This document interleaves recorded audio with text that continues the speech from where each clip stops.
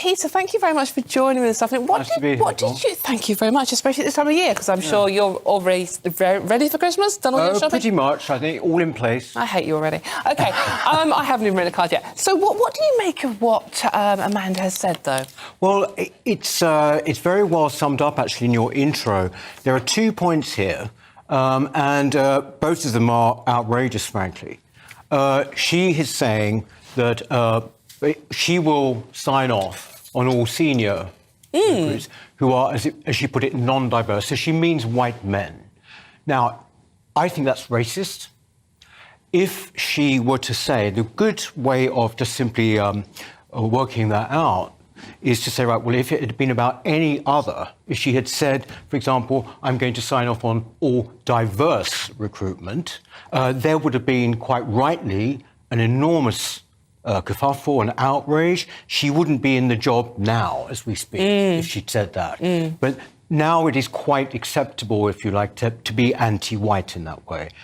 The second thing, which you referred to there, is that she's talking about fighting sexism in the workplace and in employment.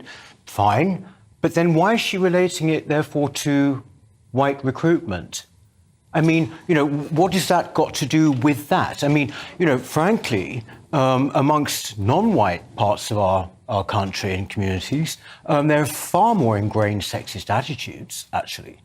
So she seems to have crossed two particular issues and put them together. Both of them, I think, are pretty disgraceful, actually.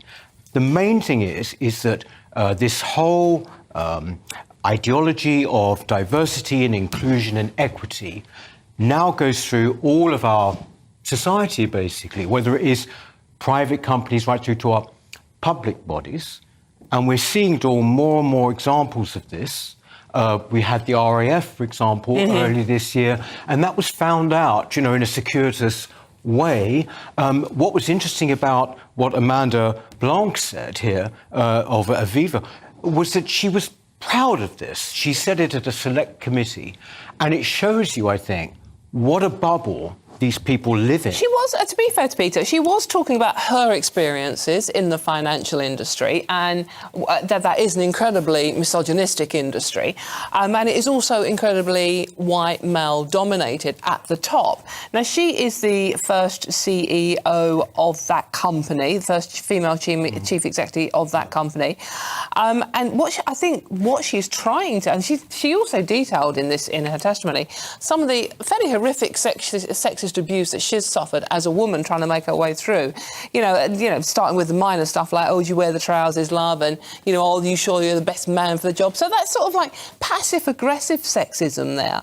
So I think, surely she's just trying to even out the old school tie network that exists in this industry in particular. You're not allowed, actually, to discriminate on the basis of race, religion and all of those things. You really are not. So basically, are we going to get to a position, therefore, where somehow we allow someone to effectively, I think it might even be illegal what she's doing in that case. OK. And I mean, the fact is, it is simply outrageous. It sends a message at a time when, for example, young white boys are, without question, the lowest in terms of going into higher education. We all know that now. There is a problem there. If you're talking about the working class young white male, yes, absolutely. It's pretty much open season on white people in that. So, I was going to say, do you think that's interesting? Do you think that sort of like, white men are the group that everyone feels they can discriminate against? I would say, to two groups, white men, yes, and certainly working class people. But let's keep it to this, right, to senior recruits. Of course, there's this idea now in society of white privilege.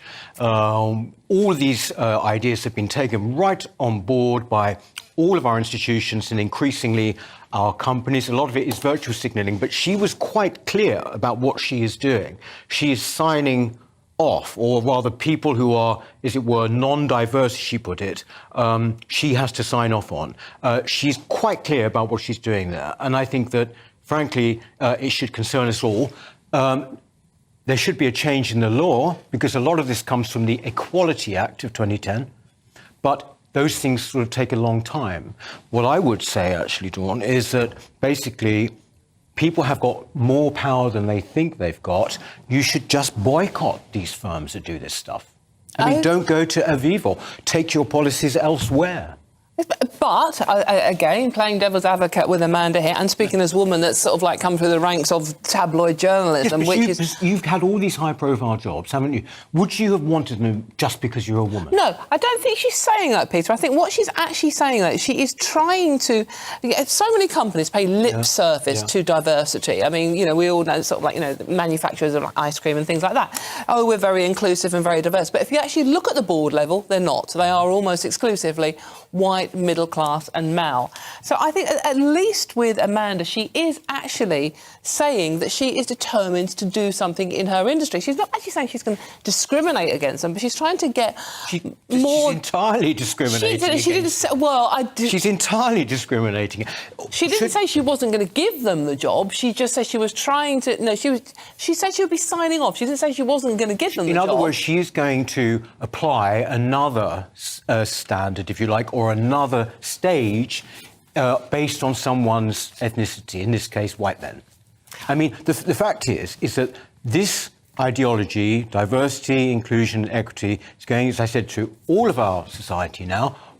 The problem with it all is that if you don't take people on the basis of any talent they might have, and if it's purely down to those criteria, then eventually it will show itself in the performance of the company. It will show itself, they start not to do things well because their whole preoccupation is in another direction.